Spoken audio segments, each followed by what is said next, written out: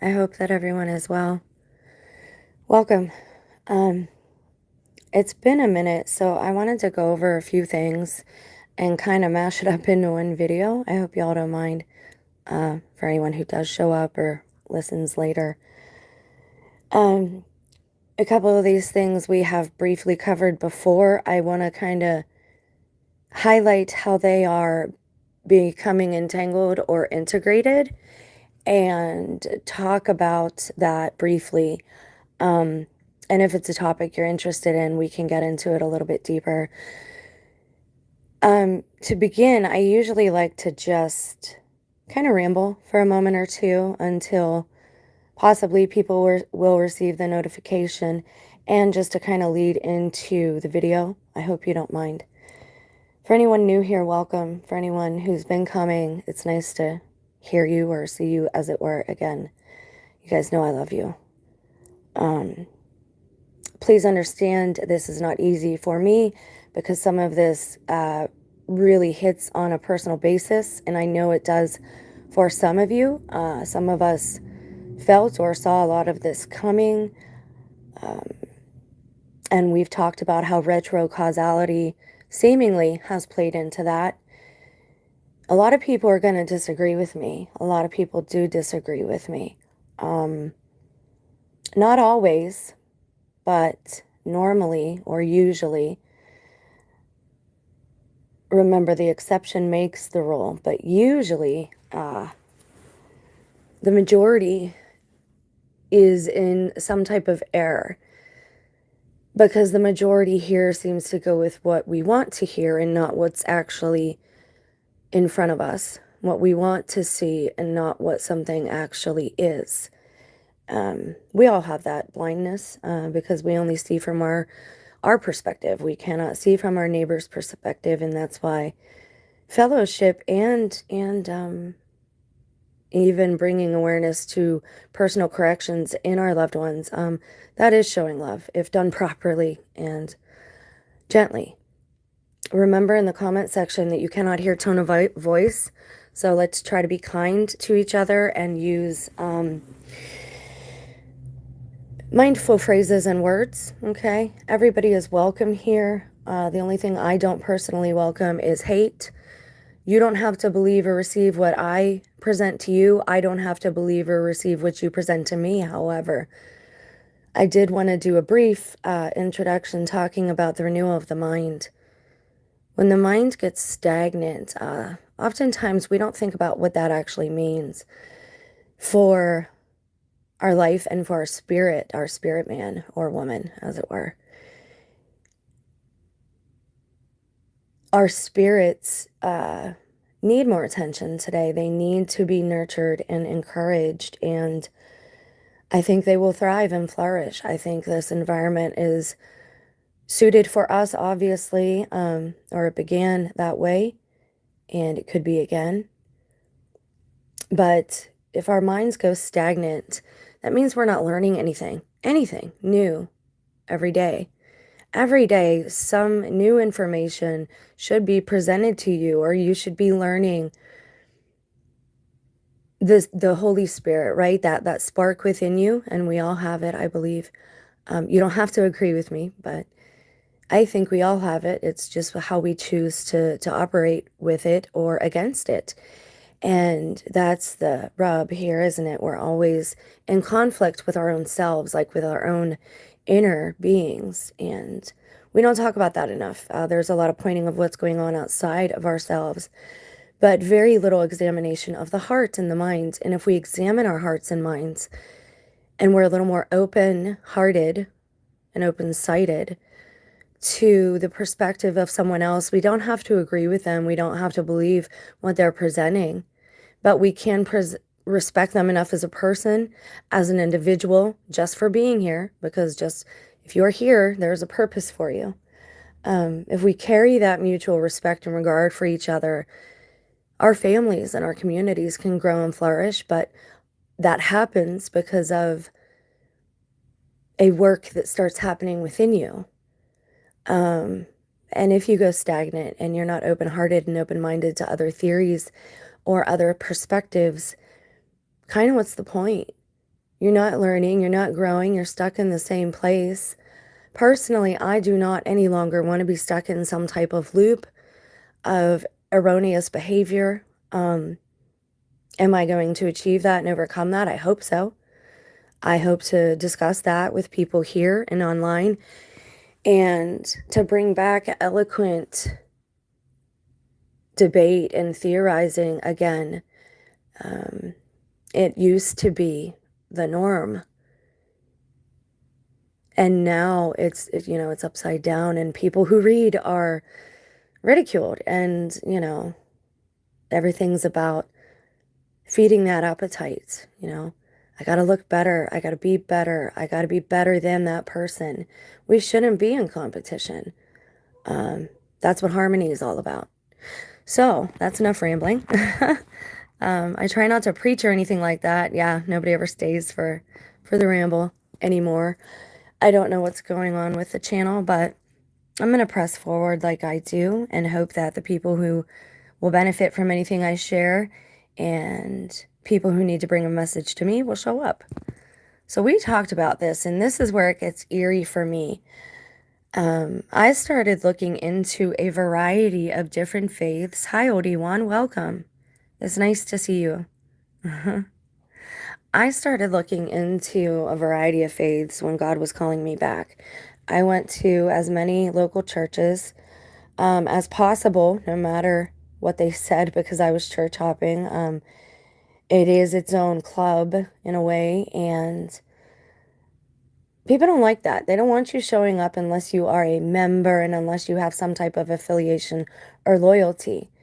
But that's exactly why I did that, is because I didn't have any affiliation or loyalty, and I just wanted to see what was presented, be open-minded and hearted enough to view a different way, and to be obedient too, because I believe that's what my spirit was asked to do when I started, I guess, having this awakening. And it's so bizarre. Comment below if the simulation theory type thing has kind of gotten to you, and the, manifesting your own reality. I know that I am not God. I did not make this place.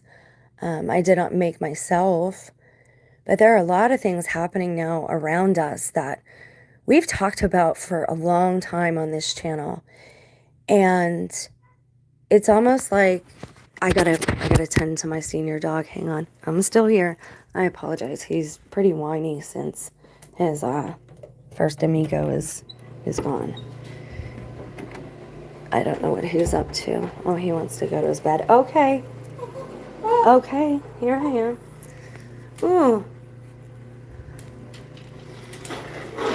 Small, subtle things I have manifested, such as what I wanted to do with my work, Odie1 says.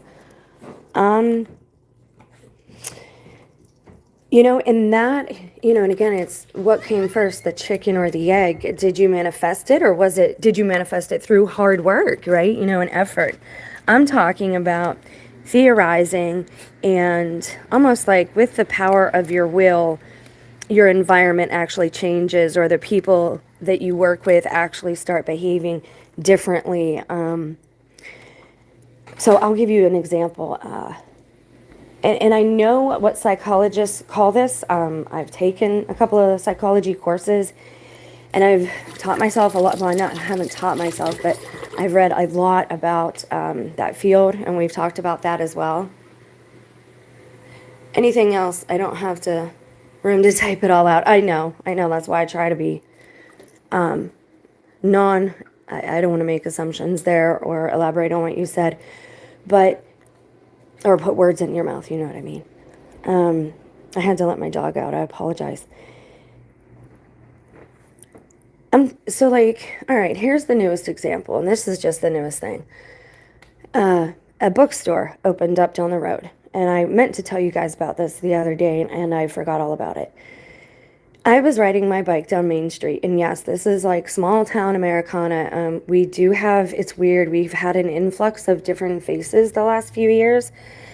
It's like people come and, you get to notice a routine or a habit, and then they disappear, and it's like, in waves, and it's like whole groups. It's like almost the whole town is changes characters every few years, and that's the best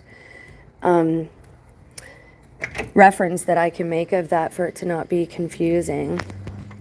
Hang on, guys, we got this jerk that likes to.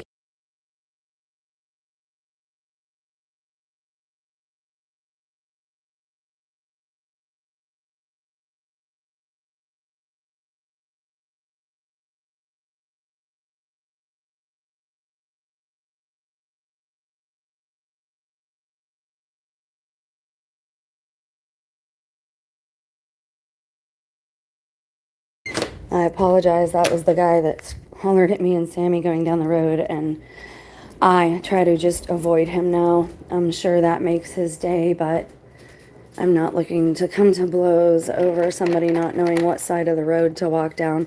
And to me, that is complete NPC behavior. Like, I don't know what's going on there with certain people. But anyway, a bookstore opened up down the road, and it is like in the side of a house, and it's a garage, but it's not a garage, right? The whole thing is gutted, and it's set up like with wooden beams, like tree trunks, all right? And the lights are lantern style lights, and they hang down, and there's a little spot for a guitar to be played, or like someone to sit down and have talks or whatever. And there's books just everywhere, and they're all like religious history, languages, everything I'm interested in. And they all look brand new. And in the top in this loft is like this area where they're all being cataloged, right? Just this dusty book room. Now, the guy that owns it, his name is, well, I can't tell you his name. I don't do that. Ooh, I apologize. It's my laundry. I am just a mess today. I'm sorry. Since the passing of my other dog, this one is very needy. Come on, boy. Come on. Come on. You can come in here. There you go. Come on. I apologize. It's kind of traumatic. They've been together for years, and I don't think he knows what to do with himself. He just wanders around whining all day. Go ahead, buddy. I thought he was going to pass first. But I don't imagine he'll last much longer now without his partner. Okay, I apologize again. I'm not an actress. This isn't some big YouTube channel that I get paid or anything that for. It's a labor of love, and most of you know it's been going on since about 2018. We've been together talking about these things. So this bookstore, I did a project for college, and it was about a small business. And in my mind, the vision that I had was the inside of this bookstore. It was only missing like this red couch, and that's a whole nother story. But it's like it materialized overnight. And again, what came first, the chicken or the egg? Was I anticipating this? Was my telepathy working? Or did it manifest because I thought of it? And this has been happening. You guys know this when I talk about high strangeness. It's been happening to me since forever now. In the beginning of all this, people would say, when I was just not knowing what was going on in the town and this, that, and the other, and I talked to a couple of people and confided in them, and I probably shouldn't have, but they would just, is that what you believe? It wasn't like, oh my God, really? That happened? Or do you have evidence or proof of this? It was just every time they would ask the same thing. Is that what you believe? And it's really like you're dealing with either we're being tested, like Job, like Denise said, and each small reality bubble for each of us, right? Our own life within maybe a 6-foot range, like whatever you have authority over, like your body, your house, your children, your family. Those things are being tested, right? And everything else around you is kind of just like a setup, like props on a stage. And I don't mean to be verbose about this. I'm not somebody who's really into the NPC theory. I think that is super offensive in a real way. And I don't mean about just taking offense about somebody not liking your shoes or something. To tell somebody that they're an NPC and that they don't matter and that they're a background character, That's brutal. That's brutal, and you can get very narcissistic thinking everything is centered around you. Um, but there is balance to be had there. And we have to understand that we are each on our own journey and we are each being tested uh, in the way that I think that best refines our own spirit, because I have my own beliefs at this point. I think I look at salvation a little differently. And again, I don't want to get into debate here, but let's talk about this because we talked about the Mormons and how, well, the LDS Church, the Latter Church of Latter-day Saints. I apologize, they don't like that. And I try to, I try to be respectful of people and groups. I don't want to label anyone all bad or like that's not for me to say. We should have discernment and be judgmental about who we bring into our own lives in that type of way. But as far as stereotypes go, they do exist for a reason, but they don't always hold true. So the Mormon Church is one of the ones I was fascinated by their theology and their books, these extra books that they have.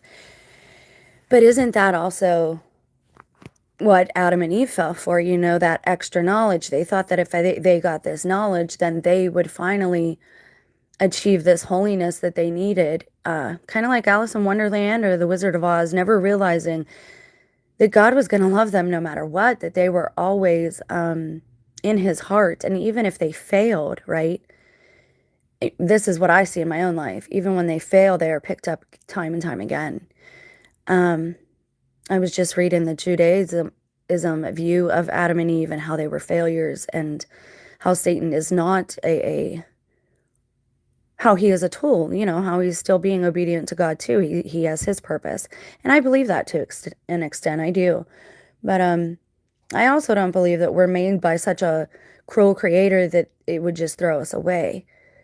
But I do believe we have this inner conflict between spirit and flesh, and we have to understand our bodies do matter. Our body is a part of the soul, and that's where transmutation and quantum mechanics come into play.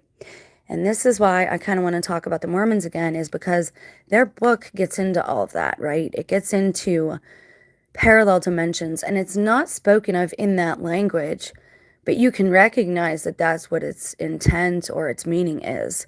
Most of us agreed on that when we read some of the book on the channel.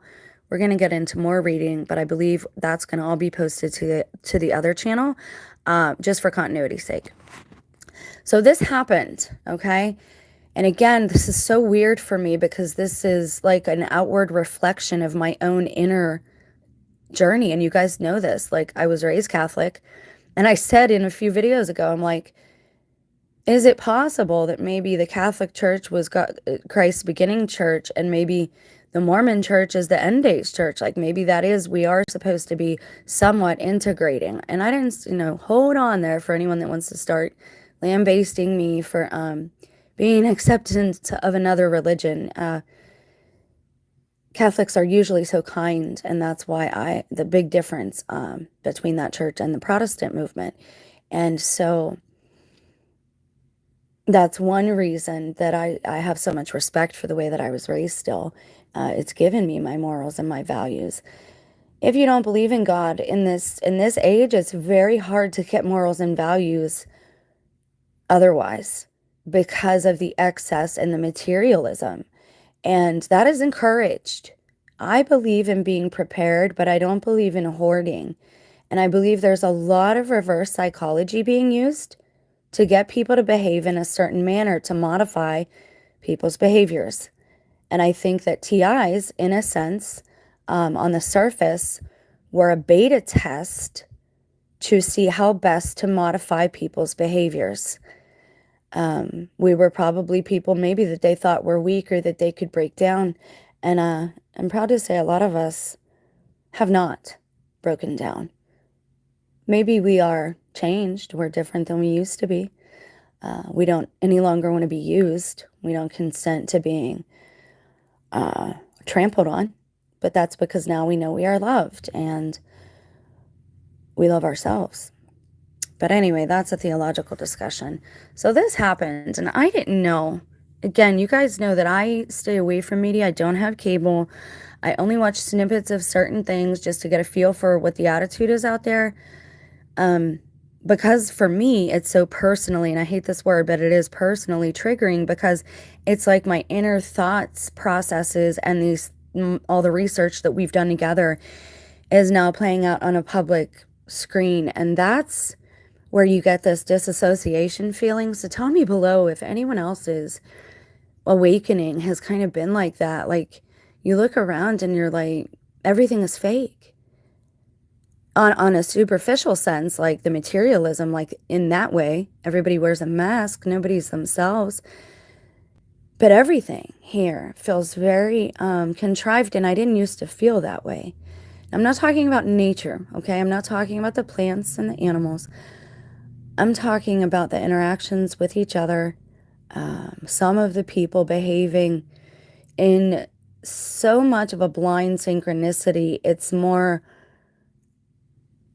looking more like an Orwellian nightmare instead of proper unity and communion. There is a difference, right, between the singularity and having proper communion with your community, with your family, and with your God. And yes, I say your God because we're in a hierarchy. I mean, there is a hierarchy. And another word for hierarchy is pantheon. I believe a lot of religions have it right.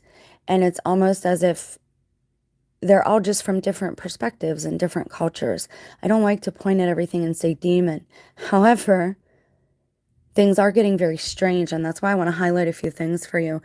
The Mormon president, now he's called the president, right? That right there and the fact that they wear name tags should show you that it's a business. It is a business, first and foremost. But he's also the prophet. I would think that's a real conflict of interest if it was like when Judas held the purse strings, right? It's like how if a scribe or a treasurer takes advantage of their position. Do you see what I mean? If the so-called prophet, if he's chosen by God and not just family loyalty, nepotism, or bloodline, or last name, or friggin' ritualistic rites, I don't want to get into all that right now, but there's a bloody history behind this church, like very, very bloody. And, they view death completely differently, and so do like Catholics and people of faith. We don't think that you die and that's just the end. But how you get there and where you end up is what I'm very interested in right now between all these different theologies meeting. And it's fascinating watching on the other end the Babylonian aspect, the Egyptian aspect playing out as well. And all of these things are starting to become entangled. And we've talked about this. And now it's playing out. This is something else coming to fruition. And I want to highlight a couple of deeper elements that I think are weird. So this is in 2019. Just look at this, because I didn't even read it. I just wanted to show you all this. It's from The Independent. Mormon President and Pope Francis meet for the first time after decades of hidden diplomacy. Interesting, right?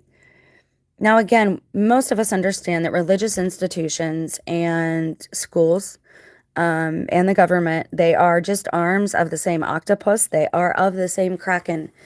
They are all part of the beast system, okay? And who can make war against the beast? I have an idea of who, but again, I don't want to get into that just yet. The two leaders met for how many?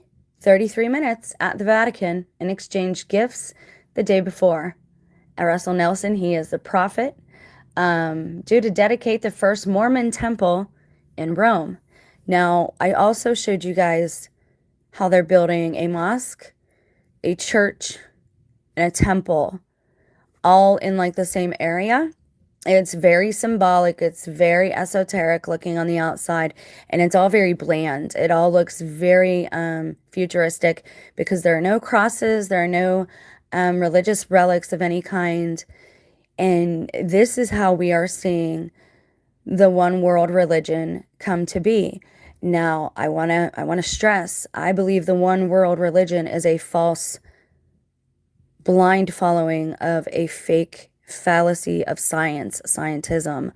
However, if you look at each one of these churches, both of them A lot of the churches pushed the agenda when all of this began regarding the injectable cocktail. I'm not a doctor. This is not medical advice. I will not give medical advice. This is an observation of current events in this world. And 33 minutes. Like, who times it like that, right? Like, who's the guy standing by with a stopwatch, like, just like waiting? Like, oh, 33 minutes. There you go. Like, come on, guys, really? 33 minutes is your clue that it's that's their signature, right? Instead of having a seal that they use outright or a signature, that is their signature, letting you know that it has the fallen Masonic sign of approval. Okay. Now, where I live, the area code starts with those numbers. My address starts with those numbers. I am surrounded by 33. And the address where I work is a Skull and Bones reference. So, symbolically speaking, I am pretty steeped in it. And I've told you before about all of the Antichrist references that were made to me when I was being gaslighted and very abused and tormented by beings that I believe were manipulating my family and my loved ones and pretty much anyone I interacted with at that time. Now, because I've cut down on my sin, they don't have legal rights to torment me any longer. And because my prayer life is very strong, and my relationship with my maker, my creator is very strong, they don't really have a hold on me anymore. And a quick word to our enemies. The scales have already been tipped. You guys are way in debt at this point. There is not going to be much of a chance for you to pay this debt off on this side if you don't put the brakes on and reverse what you're doing.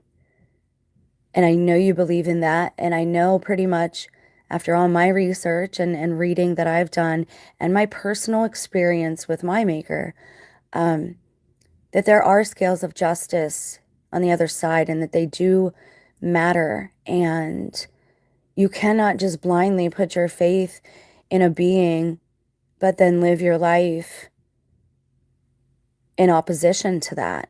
I was doing that. I was steeped in sin. I was lost. And I truly believe I was being manipulated. And I already had people admit to me that they did hypnotize me. They thought it was funny. Allegedly. Please understand the beings behind all this, they are very immature. They are like giant children. And I use that euphemism. The pun is intended. Okay. They are giant children. And we're going to get into that aspect, but I wanted to show you that the Mormons and the Vatican, President of the Vatican, the Pope, meeting together, this had the stamp of approval, the seal of approval of the fallen ones. And they fell on the 33rd degree. You have 33 vertebrae in you, which are allegedly represented by the chakra, which Christ does address. Okay, he does talk about these things. We cannot blindly follow these men in churches in suits. They're showing us who they are. They are businessmen first and foremost. And the one part I dislike about the Catholic Church is all the ornate, like there's a reverence that I love about it, but then the ornateness and the materialism is kind of lost in me. But we'll talk about precious metals and why those are important too, but we have to lay this groundwork first. Okay, now this is what bothers me about all of this though. Now we've covered everything. We're up to date on what's going on with the LDS Church and the Pope. I will include some links, but these are things I've already shown. So I just wanted to show that these things are still occurring. They recently met again. That was in 2019, but again, in Mongolia. They were all there. The LDS Church participated in Catholic World Youth Days 3 weeks ago. So this is an ongoing building relationship, and behind the scenes, the Mormons run the film industry. We are told it's the Chinese and it's the Russians and it's everyone but who it actually is. If you follow the money, Blackstone, which is not the same as BlackRock, but Blackstone it falls under their business. It's like one of their, whatever you want to call it. It's their umbrella corporation, right? They're a very wealthy church, and they're a business first. We need to understand this. The ones who dedicate their lives to poverty and to simplicity and in service, if we want to follow people, those are the people we need to follow. Why do you think they hate homeless people so much? The Son of Man had nowhere to lie his own head. Okay? He was a vagabond. He went where God willed him to go, where people needed him. But he didn't want fanfare. He told people, do not tell them I am here. Because then he would get so accosted that he couldn't get any actual work done with people. He couldn't heal people. He couldn't teach people. He couldn't bring them the good news because that's how it gets, when somebody who is that godly, that holy comes around. It's very rare. And certain people will flock to that like a moth to a flame. Some of them seeking to be good, others just because they are of the darkness, they cannot resist it. That's a problem a lot of us TIs have today. I don't want to, again, I'm not bragging, I'm not pumping us up because we are going through it like Job. Our pets are in this too, and we're going to talk about that next. So we see that behind the scenes, we know that Jonathan Roumie, he is a Catholic, but the Mormons are making his show, The Chosen. But the director and the writer of that show, if you follow their Instagram, it's nothing but symbolic thing, lotuses and Buddhas, right? And rainbow flags cover their Instagram. We have to understand that just because we are compassionate and we say we love these people, again, this is a stereotype. I'm not saying it's a blanket statement. It's true of everyone, but that is satanic.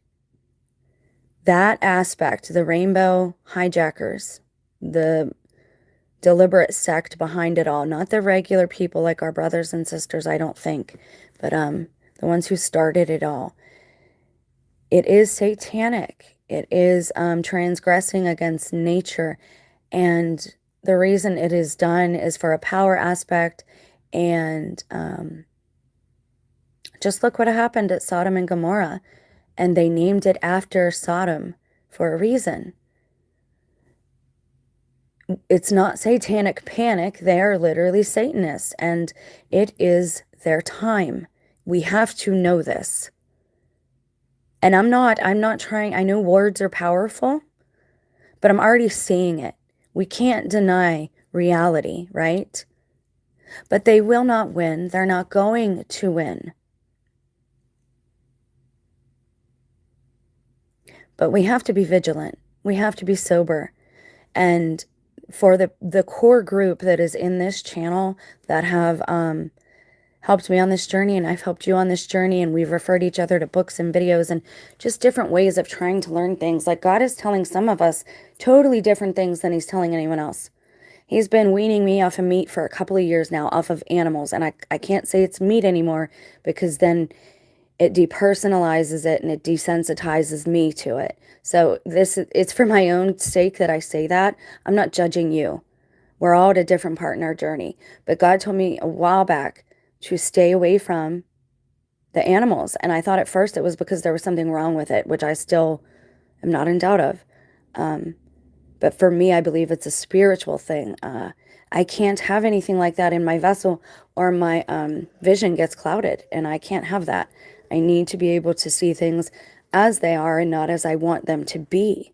We have to know our own flaws moving forward in this. And the symbology is key here.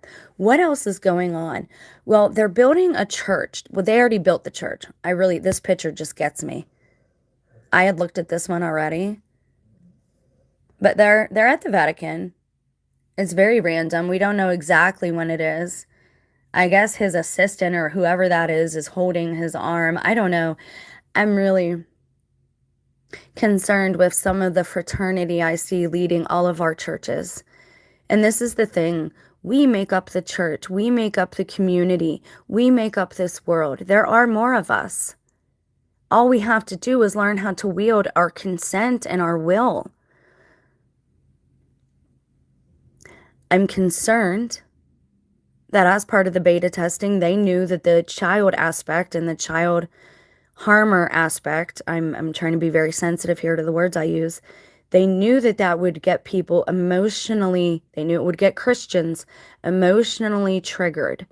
The goal here is to incite us into some type of violence so that there is then legal right. Please hear me. So then these beings, I'm choosing my words very carefully, these beings have legal right to come into our bodies, minds, hearts, souls, spirits, homes, families, communities, etc., etc. It ripples outward. If you have one affected person in your community, that is really affecting their family, but it's also affecting your community, and it needs taken care of. We have less people with attachments now than those who do have these attachments. And they can be very dangerous to us. But we have to understand, Christ never harmed anybody. There are proper things to do for deliverance. And the best thing we can do, because what is around us is getting dark, is for us to get as bright and shiny as possible so that that rubs off too, and so that it counteracts the effects of their black goo. And trust me, black goo is their manifestation or physical representation. Everything is symbology, all of it. Everything we do is symbolic. Throughout the day, we have rituals all day long. And sometimes we can get into NPC behavior, which is why we really need brought out of that at times. Okay, so we have this happening, okay? We know that the Catholics and Mormons are having this relationship. Sometimes I forget the title of my own videos and I forget what I'm covering. I apologize. Okay, so let's cover something else real quick, because I wanted to see, you have to understand the Egyptians, Judaism, Babylonianism, Sumerianism. Most of those faiths, there was no, there's the right ear ring, there was no, and that's how I know when I'm on the right track. I get the ringing in the right ear or the left ear. We've talked about this tinnitus thing. And angels use angles of light to communicate, and that can also transmute into frequency and vibration, which creates sound. God created all of this with sound. The word is sound. Sound is the word. Every word has its own vibration. And all of this is totally symbolic. And when you're watching the news, and when you're seeing headlines, or when you're seeing a big YouTuber talk about something, you have to dig in and find out what their agenda is, why they're talking about it, where it's coming from. But you have to be able to see this, the symbology, because once you can see that, you can see across the board, across the whole paradigm, across the whole realm, how these different things are working together. And it reminds me a lot of cells, and how groups of cells, you know, how they can vibrate and bounce off of each other, almost like when you boil water, and the water boils and the cells bounce off of each other. They get closer together. When things get hot, they swell. When they get cold, they shrink down. All of this stuff, anyway, is very symbolic. So we're seeing a lot of this come back to play too. Egyptians, Egyptian discovery, Egyptian relics, where they're being discovered. And again, I have gone on and on about how I think the map is a lie. I don't think there are as many people here as we are told, which makes it a lot easier to fool a certain small minority who would be like the 144,000. If that is in fact what it's in reference to, I'm still not convinced of that, because again, that's very symbolic when you talk about alchemy. And that comes into play too. but I don't think alchemy is what we've been told it is either. Now, if you look at the headlines, there's a lot of stuff going on with Egyptians, Egyptian relics, Egyptian discoveries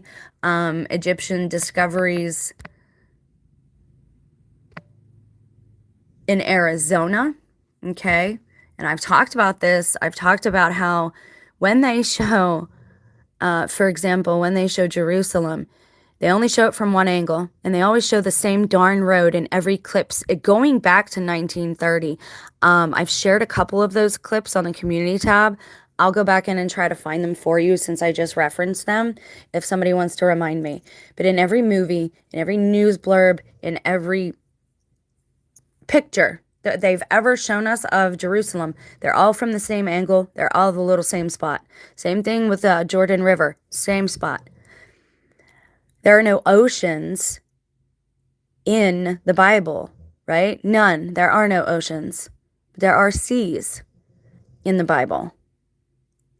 In the Bible, it's all pretty much one landmass. They can walk almost anywhere, okay? And at different times of the year, sometimes you can't because water would be higher, much like when they crossed the Red Sea, all right? I'm trying to tie a lot of things in together because you're going to start seeing this one world religion manifest, and it has all these aspects. Mormon rituals include very similar rituals to the Egyptians and the Masons. Endowment, baptism of the dead, celestial marriage, and family sealings. And let's be clear, I could be married right now. I'm supposed to be. And my husband, if I'm not Mormon, he will have a celestial marriage at the temple with somebody. You don't think that's going to cause a lot of problems in a community? I've seen it. If you do your research, you'll see it really affects people. And that's where you get into polygamy not being admitted to, but it is still happening. This is where you get into, again, people mocking certain things that I do believe maybe are supposed to look beautiful. Even just like Gnosticism. They're making that look like it's physically the two sexes combined. That's not, it's all spiritual. Yes, it matters what you feed your body, what you put into your body, all those things. But any transmutation, all that type of stuff is supposed to be God-born. And anyways, it's all just, it's very clown version. Everything we're seeing play on the screen is like a clown version, a counterfeit version. You see counterfeit versions of the counterfeit versions now. Do you follow me? And this is where you get into the world having this augmented reality and feeling fake. I'm married in my daily life. I'm supposed to be. But if my spouse has been a part of this is a Freemason thing too. All these things, they're all the same. They have different names.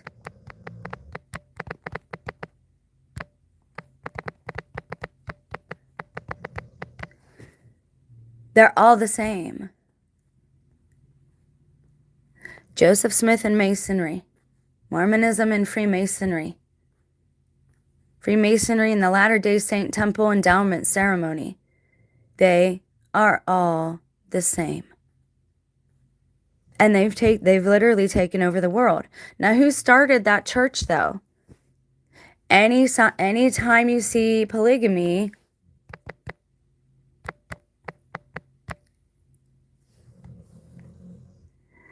it started back here. Well, this is how far I can take it anyway. Dee was an intense Christian, but his religiosity was influenced by Hermetic and Platonic Pythagorean doctrines pervasive in the Renaissance. Hold, please. Again, there are beautiful aspects to both of those, okay? But when taken too far and you get radical with a thing, bad things happen for human beings, right? There are certain things we're not supposed to mess with. Just like there are certain things dogs and cats aren't supposed to do. They're not supposed to be able to get up and cook us dinner, right? We shouldn't be, that's how foolish we look messing with things that are supposed to be only of the angels. And it, instead of it being a beautiful thing, it becomes corrupted. Because you're transgressing, right? You're going against your own nature. You're doing a thing you were not intended to do. That's what transgression means. to go against pretty much the will of that being. If you're a free-willed being, if someone transgresses against you personally, that's them going against your will. And we have that everywhere today in society. Forcing people, coercing them. We should all repent of that. I'm sure this video isn't going to get a lot of likes or thumbs up, and that's fine. But these things need brought forward and exposed. I don't consent to any of it. I didn't consent to being in some marriage where there are other celestial marriages happening, where he's doing rituals with somebody else because he didn't want to tell me what religion he is. I don't consent to any of it. But you know the problem with this now? They were influenced, right, to swap wives, okay? This affects bloodlines. And this is where you get into the ickiness of it all. The family of Lamech, it is believed that they traded their daughters for technology. This is where it started. And that's where the LDS church started. He's a descendant of Cain. I mean, look, it's right there. And this is what started the daily, oh, my daily pay went up. I'm sorry. That was my work thing. I usually turn all that off, but of course, you know, it's got to go up now. He's the 7th generation from Adam and the father of the first breeders of livestock. That's key too. He's a descendant of Cain. They were into animal husbandry, and a lot of us have been led to not eat of meat recently in the last couple of years. And I'm just being honest, and I know I will lose subs. I know people don't want to hear this. I'm not preaching to you. I'm exposing all of this. It says right here that he's a descendant of Cain. Right there. And he started the LDS church. And that's where you also get the polygamy. It's Satan. This is Satanism. And this is why I believe in the Bible. There's people are paying homage to more than one God in the Old Testament. And that's where people are getting confused. And that's why it's creating an inner conflict in most of us, because most of us were raised being taught this, or the antithesis of this. And neither of those things is probably right. We need to be well balanced somewhere in the middle. We need to take all the beautiful parts of all of these lessons and begin again and put them together for the new age. And all of the counterfeits should go in their own book to show people this is all counterfeit. Everything in here, don't follow, because bad things happen. And again, it's very black and white. The research will show you. Let me show you something else.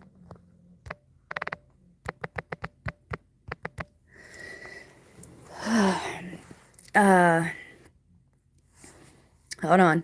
Hold, please. This is how it is when we do research together.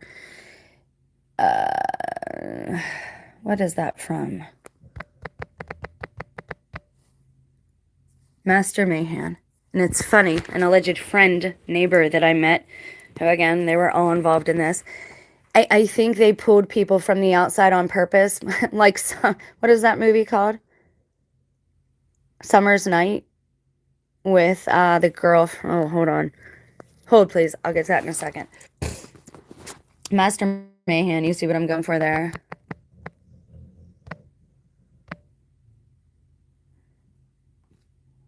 What movie is it? Hold, please. I'm trying to show you how all this stuff is entangled.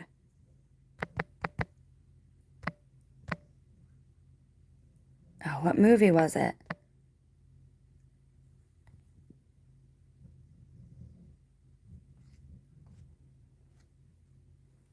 Oh, geez. I'm having a senior moment. It's been a hard couple of weeks, guys. I'm going through it. No. Midsummer, that's it. Midsomer. There we go.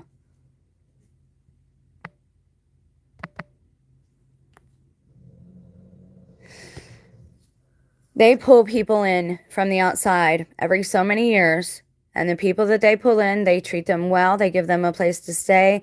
They fellowship with them. They feed them. And then they sacrifice them. And honestly, like, I feel that's what's going on with all of this. Like, some of us were brought into certain communities and families purposely to be some type of tribute. Master Mahan in the religious text of the LDS movement is a title assumed first by Cain, later by his descendant Lamech.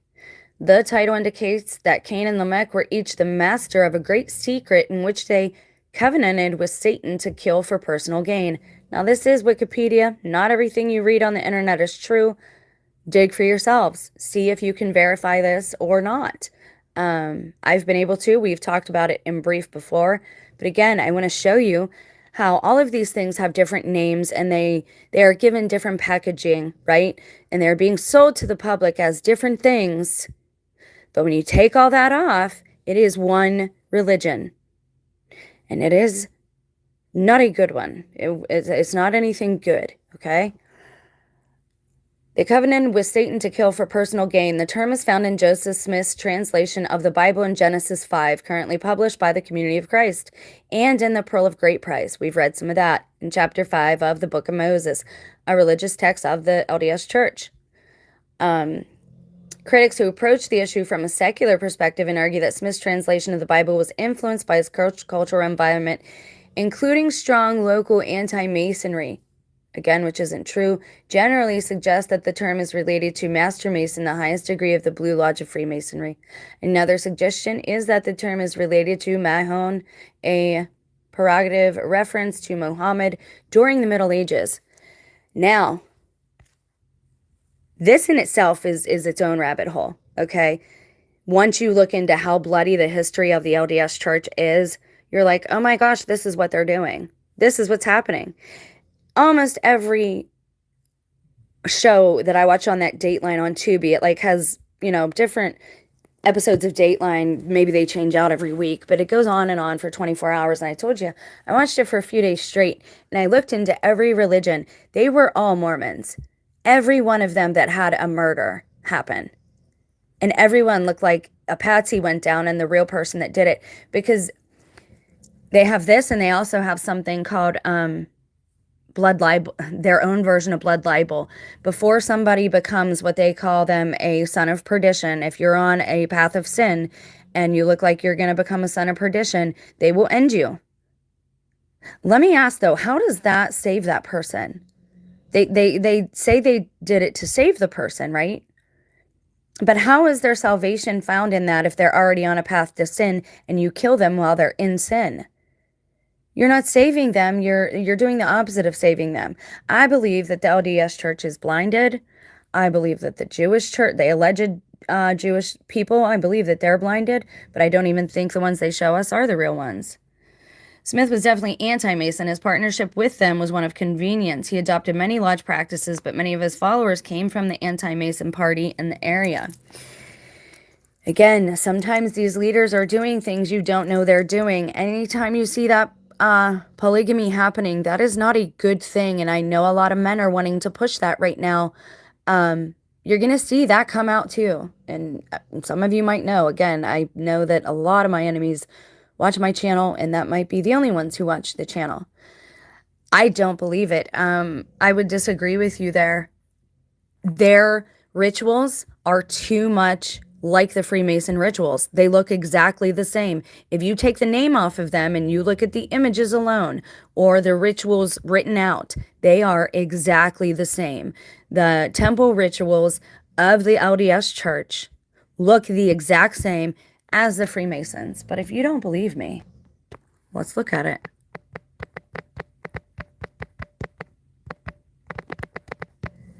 Let's check it out. LDS Church temple worship shares a limited commonality of symbols, signs, and vocabulary with Freemasonry, including aprons, tokens, ritualistic raising of the arms. Many of these symbols have been adopted and adapted from Masonry to illustrate the principles taught in the movement. Okay?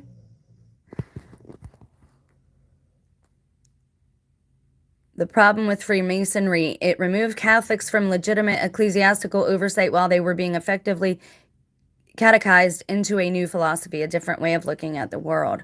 The church has always condemned the idea of Freemasonry. That's actually not why. They condemn it because it's communistic.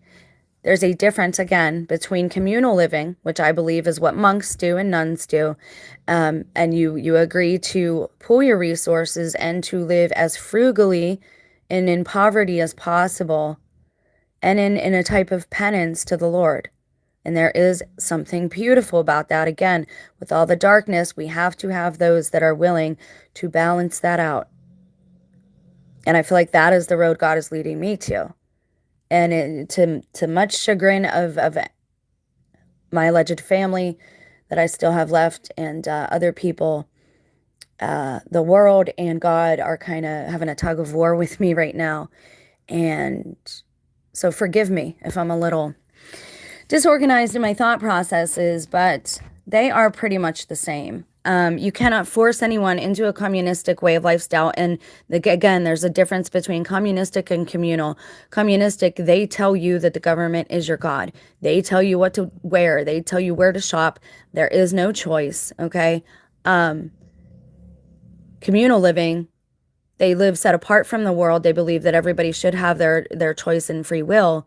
So they choose with their free will to remove themselves from public living and to live as in poverty as possible, as kind of an offering, a living offering to the living God. Okay, so there is a counterfeit, and a lot of you, and I hate to say this because I'm saying it about myself, a lot of us have been or are currently in the counterfeit kingdom of the enemy because we've not paid enough attention, or we've been stuck in our own mindset and we want to be right.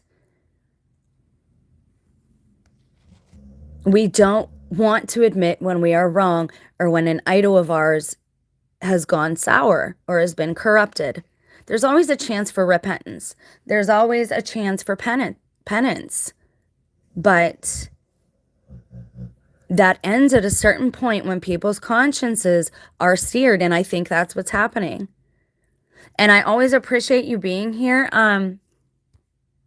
The Church of Davis, Terry Davis. I like our conversations and the things we talk about, but symbolically, I'll say I'm concerned with where your head is too. I Did It My Way is a very symbolic song by Frank Sinatra, usually only sung by the likes of the Rat Pack, Sammy Davis Jr. They all admitted to having an allegiance of some type to this other being. Now, we could debate all day long, is this metaphorical? Is it literal? It doesn't really matter. It came out of their lips, and they're telling you that materialism, that stuff and money and things are more important to them than family and love and loyalty and community. And your choice, individual choice. And everyone says that's Luciferian. Saying that you have a choice is Luciferian. God gave us free will. It's there for a reason. We're supposed to use it. And all of this is bringing us back to Him. But we have to be willing to look at our own blind sides here. This stuff isn't good. Now, unless you want to start talking about, I can hardly say it, Pythagoreanism. They believe that death is actually kind of like a Buddhistic way of looking at it, that death is actually a positive thing. And I'm starting to wonder if that isn't true. When we're born here, are we actually, and Christ tells us we're dead. We are dead. The dead know nothing. You're dead in spirit. You don't actually come alive. I think when you come alive and you have your true awakening and like you've learned whatever it is you're supposed to learn and you reach that climax, I think that is when you quote unquote pass on. But again, I think that's semantics too, because I've seen some strange things in the last several years, and I've seen a lot of people that I watched pass. Well, I watched them get very sick. I didn't actually see them pass, but you understand what I'm saying. And this is where we're going to get into some very high strangeness. And a lot of it's symbolic, but not all of it. And I simply don't think it is good to have certain secrets anymore, because you're going to have people making assumptions. Are these rituals necessary for some type of spiritual elevation? Not according to what I've seen so far, but if you take it back to the beginning, you have the Book of the Dead. In ancient Egypt, every day in every temple, specially designated persons performed a ritual focused on making offerings of food, drink, clothing, and ointment to a divine being, deity, king, or blessed dead, made accessible in the form of images. Okay? Now, if you take it all the way back, again, I think we've been misled about a lot of this. I don't think everything they did was quote unquote bad. They knew things that we didn't know, quite obviously. But were they doing these things and making preservations of their dead bodies, of their sarcophagus? Did they know something we don't know? Or are they different than us? Were they quite possibly the Nephilim spirits, follow me, who don't actually have bodies anymore? God took them away and killed them, but their spirits are immortal. Are they using these rituals to raise their spirit, these spirits of the fallen ones? Because then if you look at this, guys, we're in Babylon. It's all Babylon, all of it. Every bit of it is Babylon and behavior modification and a means of control. Most of us know this on the surface about religion, okay? But this goes deeper than we thought. It's not just a business. Death is their business. Death is their business. They're making their money off of pharmaceuticals, which is bad alchemy. Because please understand that when you boil water, that is alchemy. Anytime you use fire to heat a thing, that is alchemy. And we've looked at how high temperatures, according to the CDC website, are known carcinogens. They know this. So why do you think they're using the reverse psychology of saying there's not going to be any more wood stoves, there's not going to be any more charcoal burning? Hey, this is running out. This is almost gone. So what does everybody do? They run to the store to get it. They're using reverse psychology at a massive scale. Everything has been in reverse for several years now. Even the way they motivate the public, us, the herd. Now, you can either be a part of that herd or you can be willing to drop what is not true. There are falsities in every one of these religions, even my own. Are we willing to step aside from all of that? That might be the last community some of us have left. Is that going to be what we have to do? We're going to start talking about all these things at a deeper level, but I had to show you how they're all the same. Freemasonry, the LDS rituals, the ancient Sumerians. Oh, let's look at Gilgamesh real quick. So that leads us to this guy. A lot of people think he's going to be the Antichrist. You guys know how I feel about that. I have very specific personal beliefs about this. And that writing, see this writing here under his name, Gilgamesh? That is, remember that, okay? I found an email like this when this all began, and it had this stuff. Now, when I put it into the Google Translator, it said it was called Chicken Scratch, and it ended up saying, "You will die tonight," all this stuff. And I think it was something I wasn't supposed to be able to translate, and I think it was somebody's ritual was that night, and I wasn't supposed to know about it. And let me tell you, when your family members, if you suspect something's going on with them and they're keeping secrets, or if they're completely different, what do you think happens? So when a baptism of the dead, now hold please, we'll get to Gilgamesh in a second. Baptism of the dead, that's straight out of like Book of the Dead type stuff, okay? Basically, the LDS Church says, and I find this fascinating, they say that their belief is that everybody should be offered salvation, even those who have passed on, that they still get the offer of baptism, because they need to know now that the LDS Church is true and Joseph Smith is the true prophet. And if they want on the other side, you can be baptized in their place And they can either accept or reject it on the other side. Please say I don't have to even begin to tell you all the things that could go wrong with this. But the main thing, number one, is you cannot confirm or corroborate any of this with any being on the other side. Okay? First of all, you can't confirm any of that's true. Let's be real. The second thing is if I lay down there in the water and they baptize me in the name of my grandmother, what do you think's going to happen to my grandma's spirit? You think that might be kind of wicked? You think that might be kind of conjuring somebody else into my body? What if they put me under the water and they decide to say a different name? Make a symbol in the air that I don't see. Think, guys.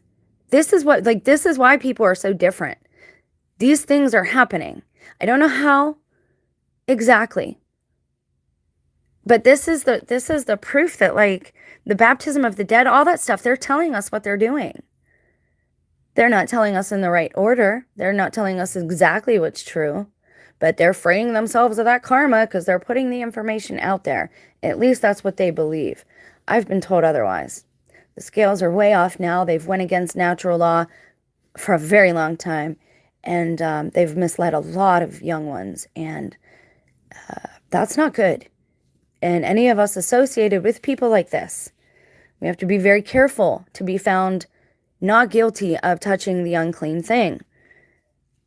I know this is getting very philosophical and theological, but I believe those that have the ears to hear will hear, and they will understand if they need this information. Thanks, guys. So, all of that leads us to Gilgamesh. Who was this dude? Original Sumerian, and that's the language. Look at the first one. I was watching Leak Project about a year ago. He had a guest on. Leak Project, in case you haven't noticed, they're like initiate, and I love that channel. I've watched Rex Bear for many years. I stopped watching him about a year ago when I noticed he was having all these young folks on, and I noticed that on a couple of channels. Please understand that's rites of passage. That's initiation. They're initiating these new folks, and their audience is not born organically. Channels like mine are suppressed. Do you really think I'm so terrible a YouTuber that I only have 185 subs after how many years? Like that even just other people interested in high strangeness haven't found it? Every time I get a sub, they take 2 away. And I'm not complaining because honestly, I don't think that's accurate in any sense. But you need to understand these people have an agenda. This first symbol there, that star, that should start to look very familiar to you. You will see that in a lot of other places. Again, these people are leaving their signatures so that their buddies and enemies know. It's like saying, it's like putting graffiti somewhere, right? And me writing Jen was here. Ed was here. Gilgamesh was here. Old Gilgy was here, right? Like that's the equivalent. So, Sumerian. What is Sumerian?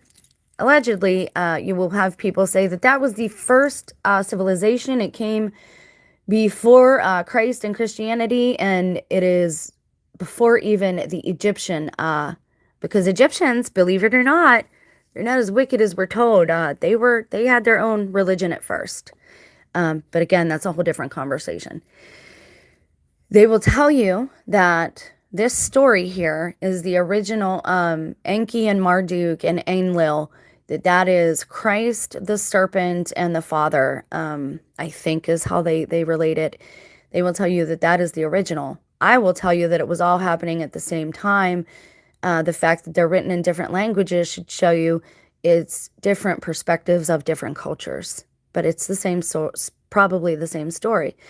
Or it's altogether false. I've never seen the stones. I've never seen the tablets. I don't know that they actually exist.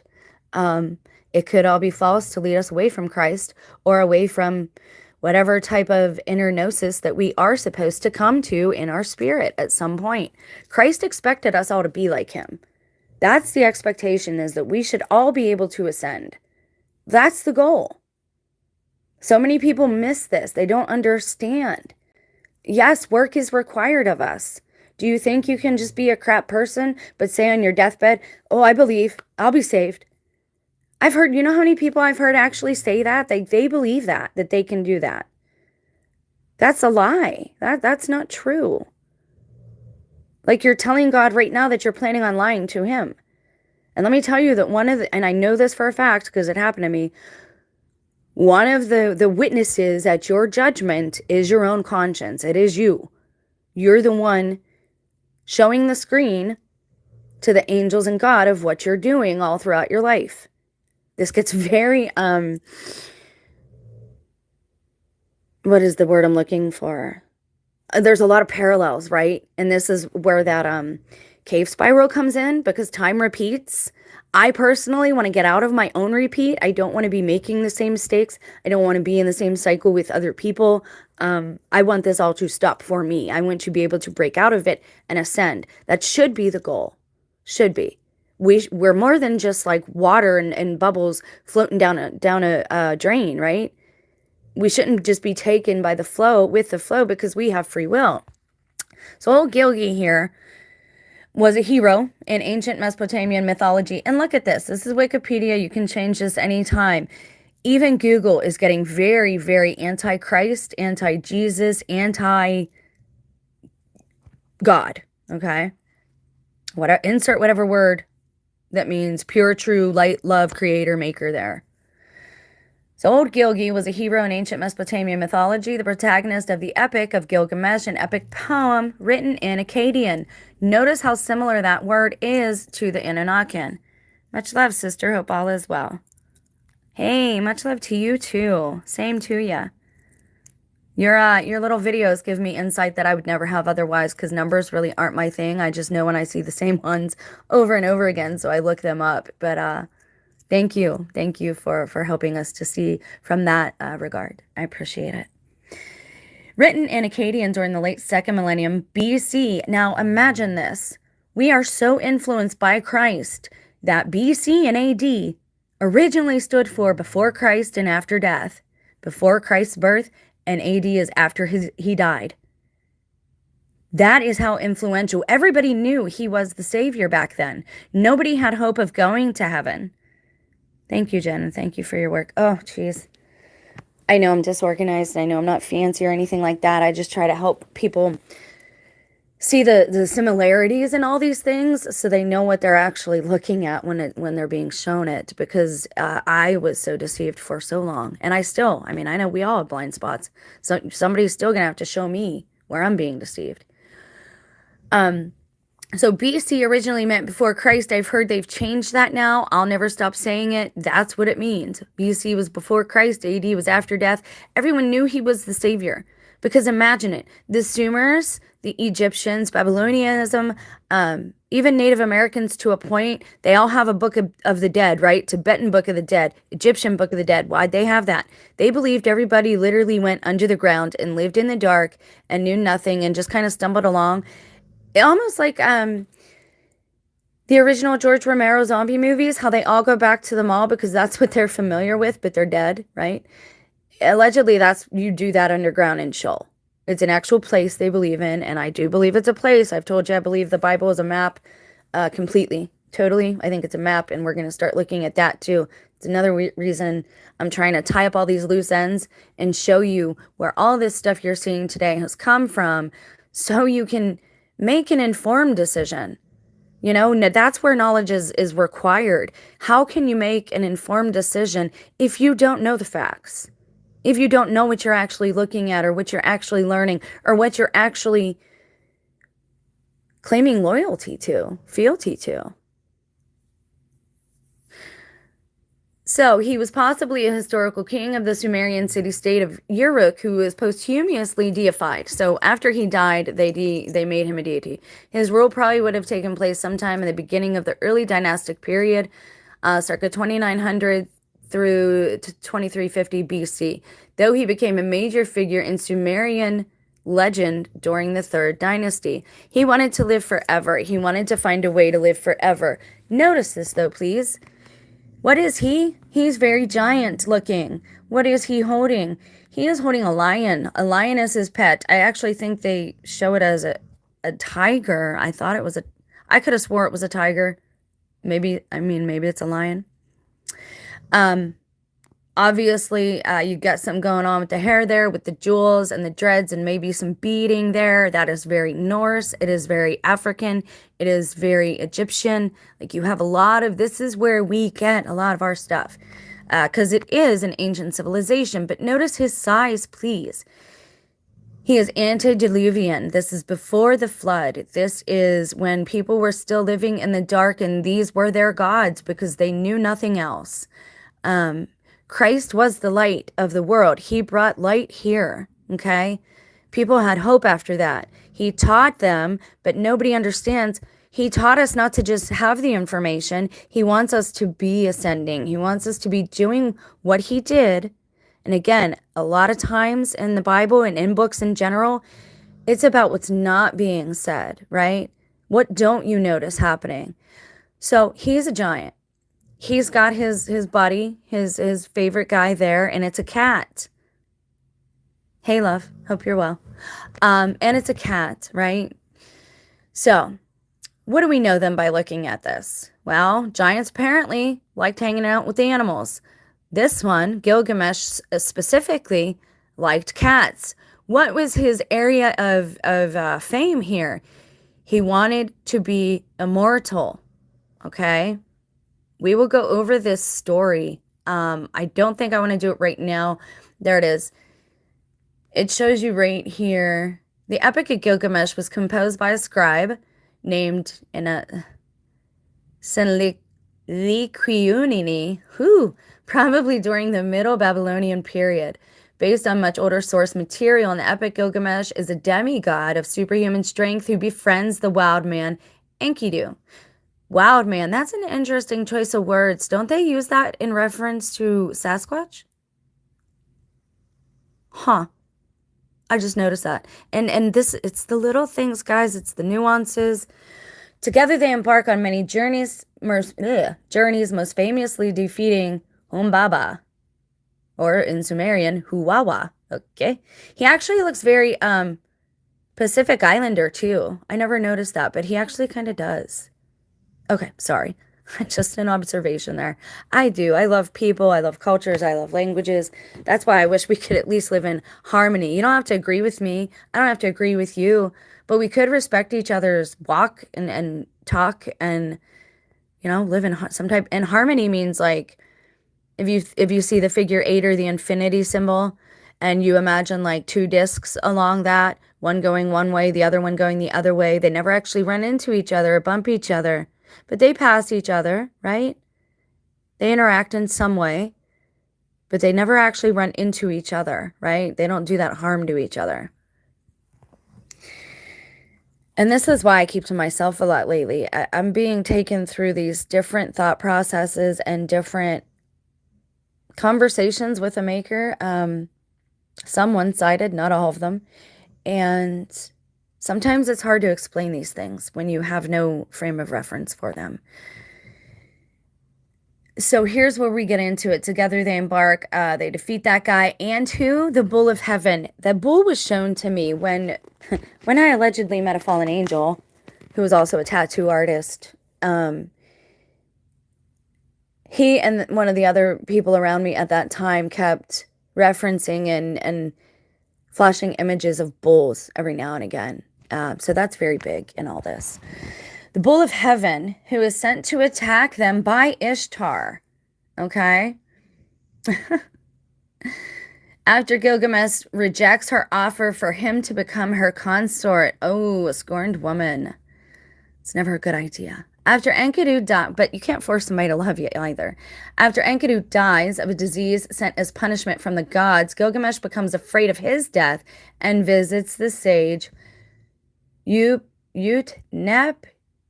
Utnapishtim, the survivor of the Great Flood. Okay? Oh, is this... Hold up. I thought he was antediluvian. He's after the flood? Yeah, I guess if it's... Huh. There were giants on the earth that day, in those days. Before and after the flood, too. See, that's why I wonder... I think the floods were sent to cleanse the land and do away with the sin that was being created, not necessarily the beings. And again, we'll touch on that once we get more into the fallen angels, but we got to show you who Gilgamesh is because some believe he's the Antichrist. Now, he was looking to be immortal. He didn't want to die. He didn't want to see judgment. He didn't want to do any of those things. Okay? He's a big baby. He's a crybaby. Who does want to die? None of us want to die. And I know this is going to sound some type of way to some people. Some people might say it's Luciferian too, or I'm believing a lie. But I have Christ, and I don't believe that at this point in time, since Christ has rose again, I don't believe I have to die. And I know that sounds weird, but in the Bible, it even tells you in the end times, some will just be changed in the twinkling of an eye. And I think there's a lot of clues to some of this with the people who've been buried alive and whatnot. Satan's all about illusion and hiding God by any means. And that's how I know that the Judaism version of him, he, on one hand, he does work God's will. He has to ask for permission to torment somebody. So do the demons. But he still has that arrogance. He's still an enemy. At this time, I believe he is an enemy of God. He might not have started that way. But it's proceeding that way because he wants to hide everything of God. Everything of God, and that's why he's the master illusionist, right? The magician, what they used to be called. And I'm not talking about a magi, right? There's a difference between a sage and a magi and somebody seeking out to deceive you merely by using, a false means of illusion. Man behind the curtain type thing, hidden hand, that type of stuff. Gosh, this symbolism gets a little insane. Once you see it all, there are days I walk around, I will literally put a blindfold around myself on purpose. I used to do it as a kid all the time. I don't know why, but because it's too much like it's too much. All this symbolism gets to be overwhelming. Thanks for sharing your thoughts on these topics. I find this history stuff to be so interesting. It'd be awesome to sit down and have a conversation with you about all this stuff. I know, right? Having these one-sided conversations for me is sometimes beneficial because I'll say things that I didn't know I knew, or you guys are with me right when I get that light bulb moment and I learn something. I'm very life dumb. I was talking to somebody at work the other day and she told me, I said, what days are different of the year? Which ones are the ones with only 28 days? I know leap year, but how do you know which month it is? She's like, well, it's always the same month. I just never knew that. I never paid attention to it. It's not something I care about. It's not on my radar. Days and stuff like that, time in that way have never been of interest to me. What happens, events, stuff like that is interesting to me, content, but not the itemization of content. Maybe that makes more sense. I never cared for the Dewey Decimal System, but I love libraries. Maybe that makes more sense. I'm glad to have you here. It's always nice to see you. So most scholars agree that the Epic of Gilgamesh exerted substantial influence on the Iliad and the Odyssey, two epic poems written in ancient Greek during the 8th century. The story of Gilgamesh's birth is described in an anecdote on the nature of animals by the Greek writer Aeolian. Aeolian relates that Gilgamesh's grandfather kept his mother under guard to prevent her from becoming pregnant. I'm sorry, I just had a moment of deja vu there because that's what it feels like in this town. It's like they hate me and actually don't want me here, but I'm being given certain things are going my way maybe just to keep me placated, and I don't know why. I don't like it. I don't like fake. If you like me, cool, be nice to me, but don't be nice to me just because you feel like I don't know. I don't know what's going on, and I just know it's very weird. I used to work really hard. Somebody said the other day, why don't you go be successful? I'm like, I did that. I was successful. It got boring. Successful as far as career went. Now I want content, right? Now I want substance. I'm kind of done with the packaging of things. And I want to know what makes them tick. And I don't mean that, again, in a literal, weird, gruesome type of way. I mean spiritually, metaphorically, parabolically. And I want to be around people or beings that I can have these types of conversations with and not have people just stare at me like I've grown a third eyeball or second nose or, on and on. So Gilgamesh's grandfather kept his mother, so it's his daughter, under guard to prevent her from becoming pregnant. See, it's like they have prophecy. They know what's going to happen, but they try to stop it. And it's like, that's where you get the law of resistance. The more you fight something, the more it ends up happening. I think that's why everybody should slow down and stop watching certain media, because the goal is to trigger you emotionally. That's the goal. They're using the children to trigger you. And let me ask you this. All these people who are coming out anti-rainbow hijacker movement, the ones who allegedly have been butchered, I'm not talking about all of them. That's a shame. I hate it. You know how bad I hate it. But some of these very famous ones remind me of the people on Nickelodeon who got busted years ago because they were actually 30 years old playing teenagers. I don't think they're legitimate teenagers. And that's all I'm going to say about that. I think that, again, they are making a fallacy over Gnosticism. They are taking things literal that are not supposed to be taken literal. That's how I know the spirit that's behind all this is this type of spirit, is a Gilgamesh, Nephilim type of spirit, because this is all they get. They don't get anything other than this, and they are forever hungry. If you read the story of the Wendigo, it is the same as the story of the Nephilim. Constant hunger, never being able to be full, having that void inside that you can't fill because they're not going to fill it.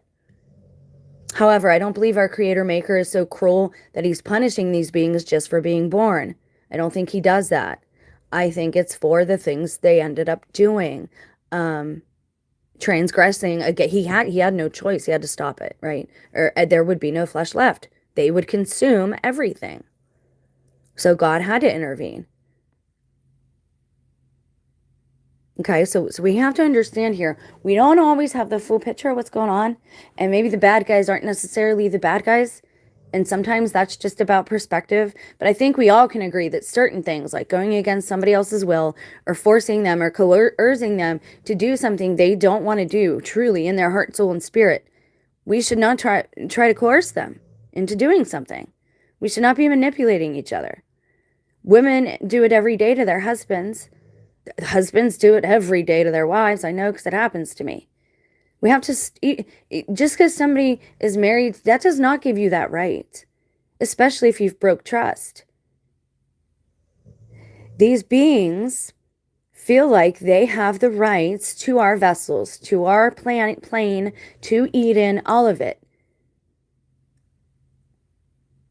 And they have no recourse. As far as I can tell yet, they have no recourse back to God. They are in the dark. Their almost joy is a perverse pleasure in consuming as much as they can, consuming content, consuming food. You can tell right now who has these spiritual attachments on, like if you watch TV or the media, you can tell just by looking at people. Follow me here. I'm trying to be very sensitive and mindful. You can tell who's got spiritual attachments because their vessels are in some type of poor shape. They've either got illness, they've turned into gluttons. That's all demonic attachments. That's all Nephilim type stuff. Okay? That's where that stuff comes from. I'm not saying that man does not have the ability to do evil. I'm just saying, sadly, we're a lot less intelligent than we think. So we cannot try to fight these beings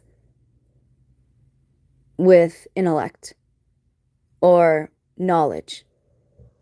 I only seek knowledge so I can have a better, fuller perspective and make a better decision about things.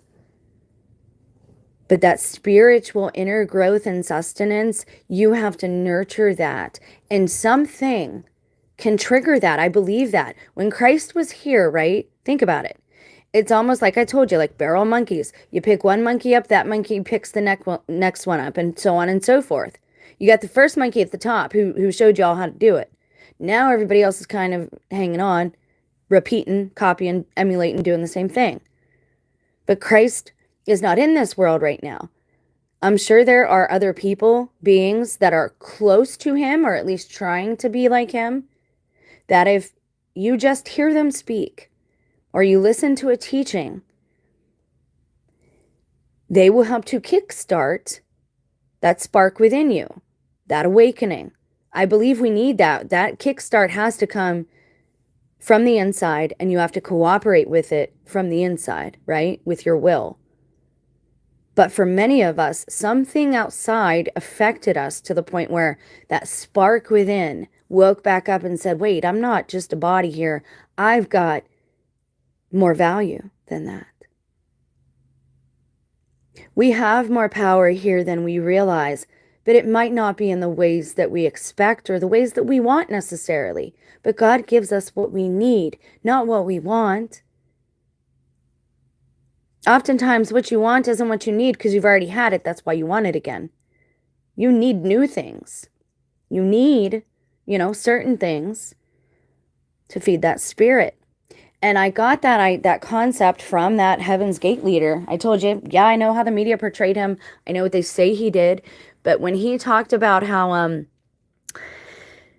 there has to be one to bring the others, like that touched something off in me. It's like that game of telephone, or gosh, I don't know what good story to use to try and explain this in a proper manner. I will try to do this better. I'll try to write something out and maybe do its own video. But somebody has to instigate that spark within us, okay? Now, the Epic of Gilgamesh, why am I talking about that in relation to that? Well, these beings, just because they do have spirit, right? They have a spirit. It's just an unclean spirit.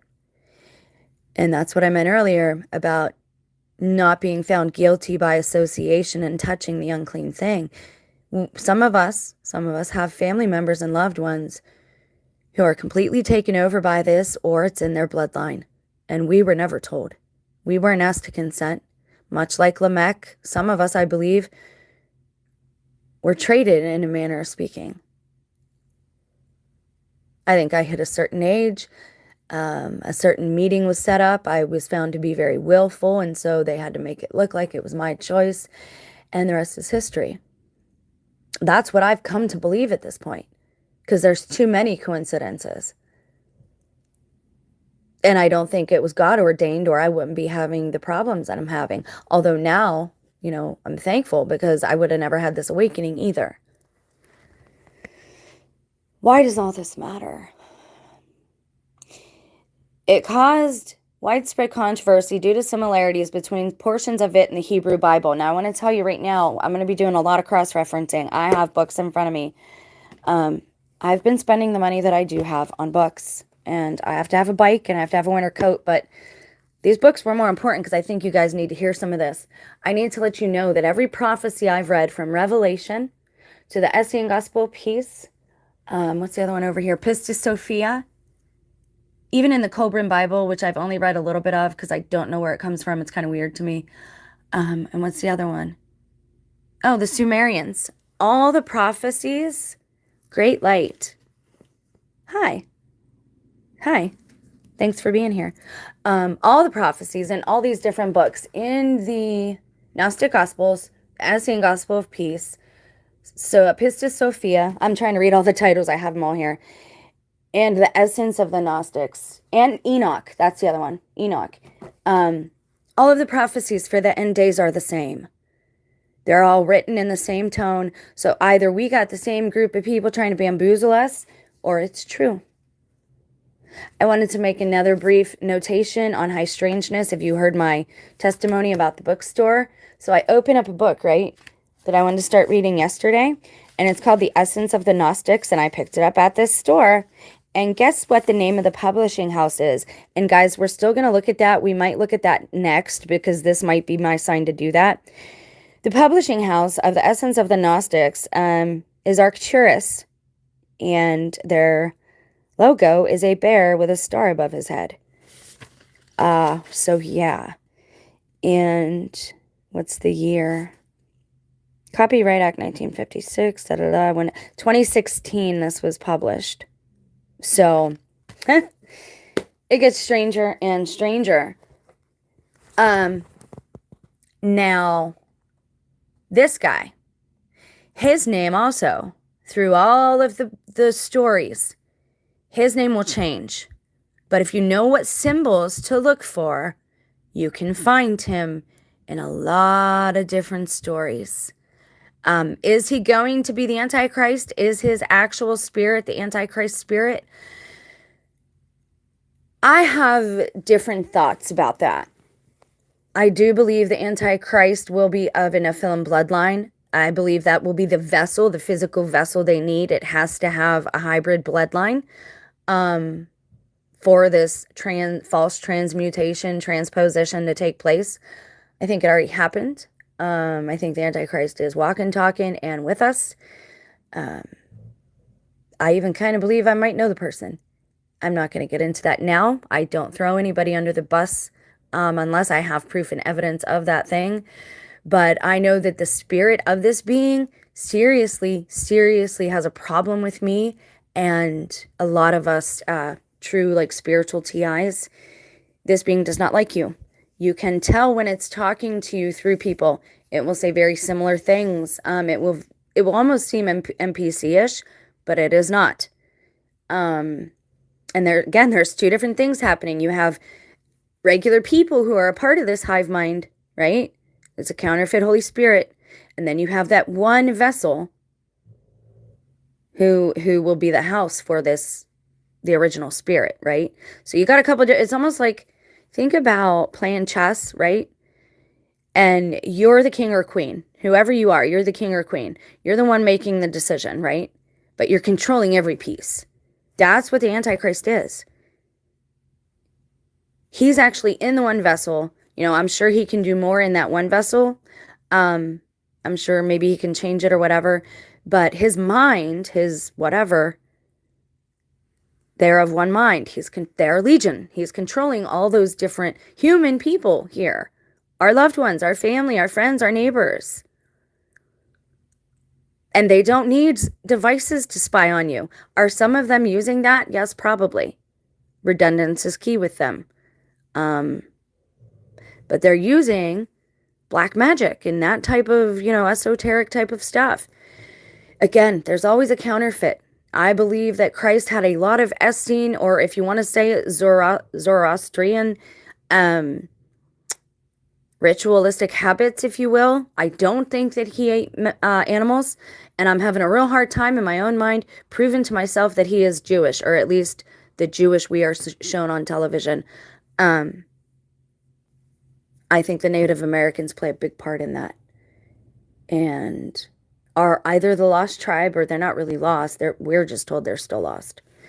That's my opinion in a nutshell on all of this that's happening right now. So everybody who's new here should be totally caught up. What are we going to get into next? Well, cats and dogs. Your pets are key in this. For whatever reason, these beings do not like dogs. Not at all. I've caught a few people. They might not know I've caught them, but in certain unguarded moments, and they deny it. And that's the thing.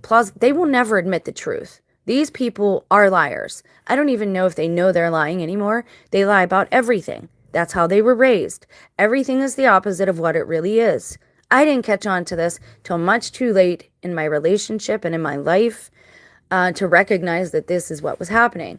And again, I'm also dealing with different people than I was originally dealing with. I don't think my friends and family even have free will anymore. So when I speak of people, I'm talking about the spirit that's controlling the people, okay? Because I love my friends and family. I love you guys. That's the one thing I have in all this that God gave me right from the beginning. I just have a love for all of his creations. I've just always been that way. I love you guys. I love my dogs. I love all animals. I even love cats. However, we got to get into some supernatural aspects here because there's some strange things going on with cats.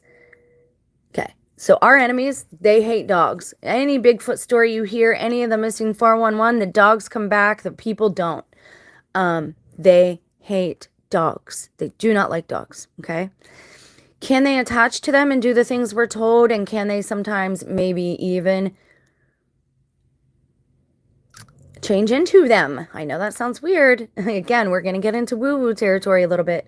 Yeah, I do believe Angels can take whatever shape they want to. So if you have someone who has hybrid blood, they might well be able to do something like that.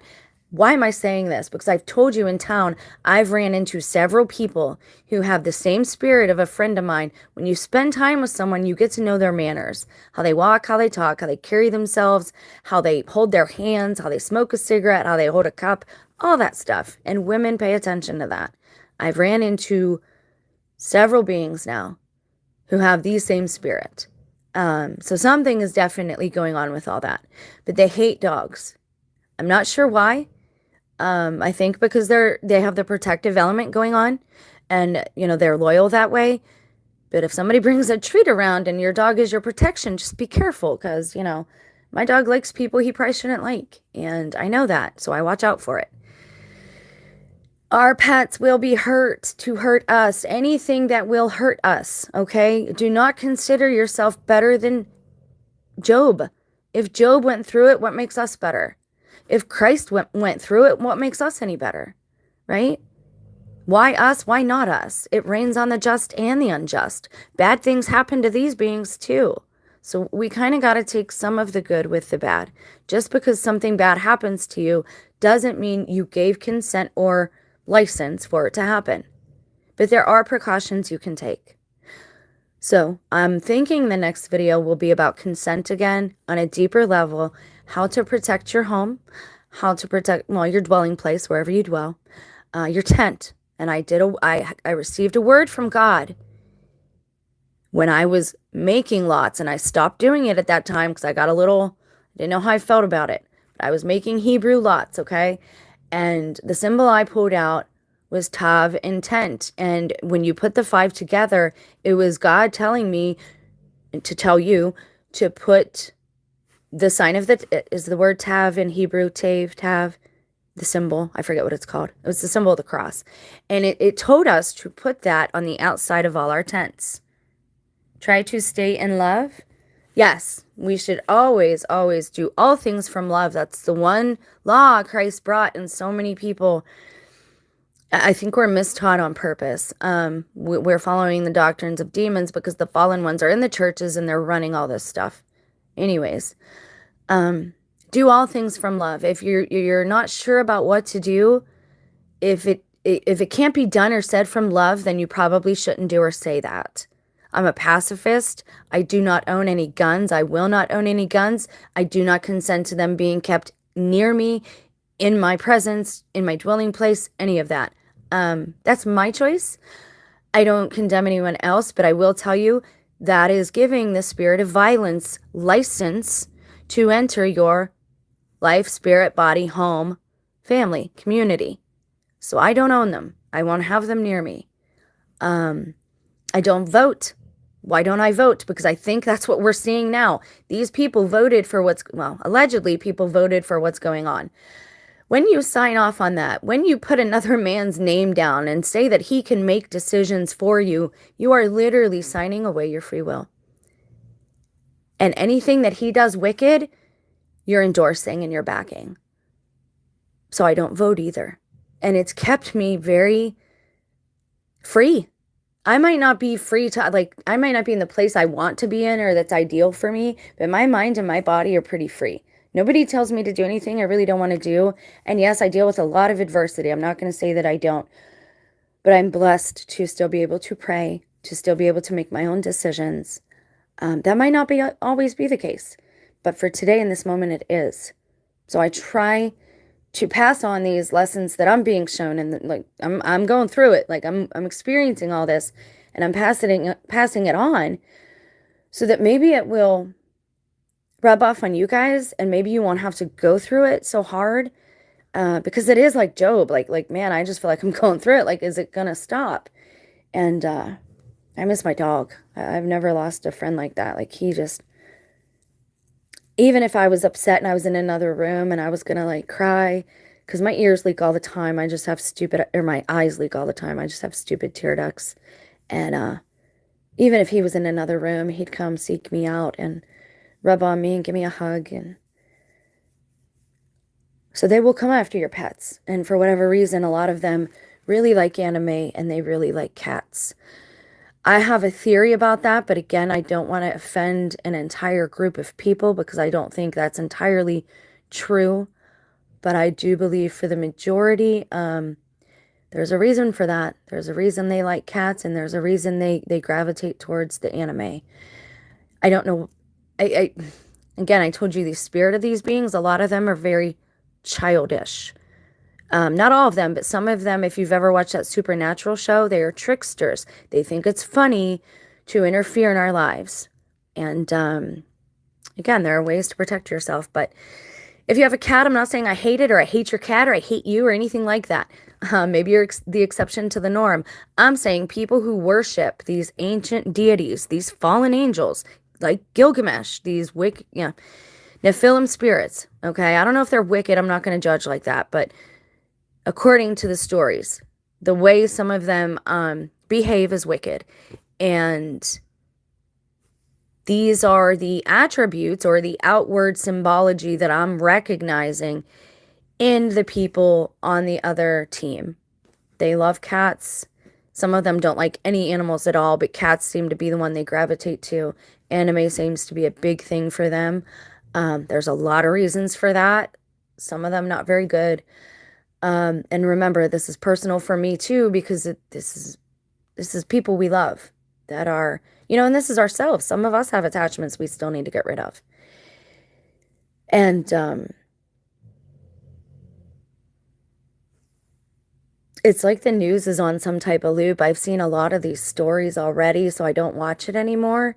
Because it does kind of freak me out. There are times I wonder, where are we? Are we in purgatory? But again, I've told you, the Mandela effect and that theory is a satanic agenda. It is to confuse you. It is a false sign and wonder. He wants you to think that he's changed the word of God. If the word of God has changed, I can't deny or confirm that. If it has changed, I would say it's God trying to send us a message, not the other one. If it has changed, maybe that part was not the word of God. Something else. Because of all these things, because I love you, please be careful, right? Start your day out with your positive affirmations. I am strong. I am a child of God. I am fearfully and wonderfully made. I do not consent to abuse. I do not consent to extortion. I do not consent to coercion. Whatever makes you believe it, right? Feel it. And you pray to your maker. Say, watch over me this day. Let my will be your will. You know why? Because a parent's will always be for their child. Your maker will always want the best for you. And the lie, in my opinion, is that that this is entirely wicked. I believe that the Gnostics were onto something. I believe the Catholics were onto something. I believe the Egyptians, a part of them, had some ancient wisdom. We have to understand that Christ's parents spent time there. Christ spent time there. So it's something I don't mind looking into. Just because somebody gives me a book or I read a book, doesn't mean I'm wicked. But I do want to know what to watch for because, again, we can find ourselves on the wrong team without even knowing it. And that's the important thing. But watch for Gilgamesh, watch for this symbolism, watch for the cats and the dogs thing, and all the worship to the Bigfoot. Told you I think Bigfoot and Baphomet are pretty much the same thing. It's just how it's marketed to us. It just varies. I love you guys. I'm going to end this for now. Probably nobody will watch this, but for those of you who did, thank you. Now that everybody's caught up. The last thing that I did not touch on the Pope. I think we were given some symbology there too. They are building, or they have built, a church already named after Pope Francis. The only time that has ever been done in history is when the Pope has passed on or is deceased. I do not think that man is with us anymore. I think that's why all the old pictures are being recycled. I think that's why they talk about that hologram. And guys, that hologram story happened last year, but it also happened like back in 2013, if I'm not mistaken. So it's very possible our whole screen system setup has been ran by AI our whole lives. I mean, I'm just being real. I think we've been greatly lied to and deceived. I know I have, and I'm okay admitting that because now I want the truth. And I hope that we find some of that together. I love you guys. I will have a question up on the other side on the community tab. Oh, that's what you made me remember. I actually talk about that in a previous video, and I meant to say it again. Yes, thank you for reminding me. Cats are not found anywhere in the Bible. Anywhere. You see them pictured everywhere in history, like with Egyptians and Sumerians, but they're nowhere in the Bible. And we're told about a variety of different kind of birds. What else are we told about in the Bible? Fish, right? Things that creep. We're told about a bear, a dragon, a serpent, a donkey, dogs, but you never hear about cats. You never hear about gorillas that look like men. There are a few very strange videos out there, theories that certain animals we've been shown all our lives don't actually exist, that they are animatronics. Oh, I just got into the cat aspect. Just that the Babylonians really love them. They are not in the Bible. And there is and again, this gets into the woo woo. There's a story out there floating around that cats carry a certain parasite. And we've talked about parasites a lot. This is not medical advice. I'm not any type of medical authority. This is my own journey and about books I've read. So the Essene book tells you that Satan is a parasite, right? And it tells you how to get rid of it. It gets very graphic. But if you want to know, read the book. Everybody wants to shortcut. Everybody wants to take a pill. Everybody wants to, that Cadia stuff that gets rid of parasites. Christ tells us how to do it. The only way to get rid of this one is through prayer and fasting, both. And you need to pray, and you should have somebody else praying with you. You need to fast, and you have to have somebody else fasting with you for best results. But there's rumors around, and I will try to find it. We'll do a whole video on dogs and cats if you want, that cats have a parasite that can pass to humans that can allow them to mind control their human. I don't think that that's necessarily true, but I do find it very interesting that the people who have cats, the ones in the know seem to be very in the know, and the ones not in the know seem to be the ones behaving like NPCs. Not always. Again, I'm not making blanket statements here, but we can look into that next video if you'd like, the cats and the dogs, because again, this is where we get into consent is key right now. I would discourage anyone I can from voting. And I know that sounds bad, and I know you've been told the opposite your whole life, so have I. Rock the vote, that whole bit. I was around for that when I was younger. There was an old Disney movie about cats being from outer space, makes a person wonder. And who's in outer space? Who's in space? The heavens. The angels, right? Even the fallen angels or the watchers, some of them still are able to, Lucifer is the prince of the air. Yes, and I'm curious about dogs and cats. They're, as I said earlier, they seem to fear dogs. The people that are our enemies or the ones that are controlled by our enemies, they seem to really, really dislike dogs. A lot of us, if you go into QR and a lot of the TI videos and stuff, our dogs have been harassed mercilessly. Not so much the cats. You don't hear that story about TIs having cat problems. But the dogs, yeah, because they're protective, I think. But yeah, I think cats were probably, I think they were probably invented by the fallen ones. If they were really tinkering with genetics that much, it's very possible that they took like the lion and shrunk it or something. Because Gilgamesh was down with lions. And it really does make you wonder. It is interesting. And you know what I've noticed recently? If you look at certain celebrities or even big YouTubers, it looks like maybe they've had plastic surgery. However, I find it very fascinating that they physically resemble cats. They have a feline look to their nose and their mouths.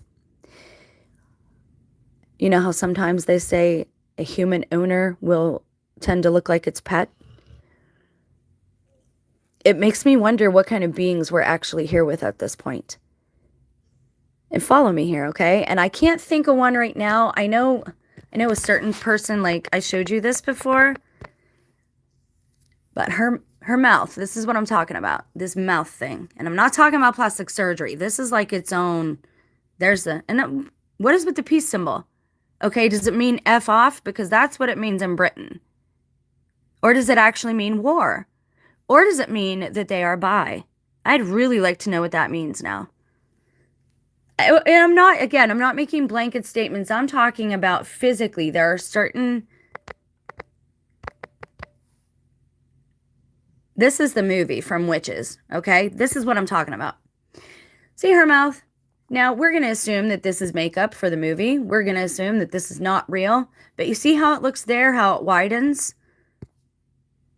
But that's how it really looks when she's not all freaked out, right? Follow me. Follow what I'm saying here. Witches hang out with what, allegedly? With cats, right? Okay. Now look at her again. Feet, legs up, upside down world. I don't know what you're referring to there because I'm kind of clicking fast. I apologize. And she never looked like a she to me. I don't know. Something's wrong with that torso. Always has been. I don't know what it is. Anyways, there's a picture that's very specific of her from the side. And it's the nose. It's like under the nose. What is that called? I forget what that's called. Certain people, and again, I'm not trying certain people now, though. They're not looking like they've had surgery. They're looking like they resemble their pets. They actually look like this. Like you'll see the creases at the edges of their mouth go on like a little longer than what's comfortable. And it reminds me of Uncanny Valley, like a lot. I have somebody in my life like this right now. I can't out this person. I won't show you this person, but they look like this. Yeah, victory when Churchill did it, right? And I think that's, again, the Satanists telling us they're having victory, which is Satanism, whatever. I don't myself believe, I think that what we're being sold as witches aren't really witches. This is what I think a witch is. I think they are cannibals. That's what fairy tales have always told us, way back, okay? I don't think witches are the ones who mess around with... Even the apostles casted lots, and I know people disagree with me here, but people need to get on board with like what's actually going on. Why do you think they're gonna like lock us in our houses again? Why do you think there's all these strange movies about the lockdowns and what happens to people during lockdowns? Why do you think they're pushing so much fear in that genre?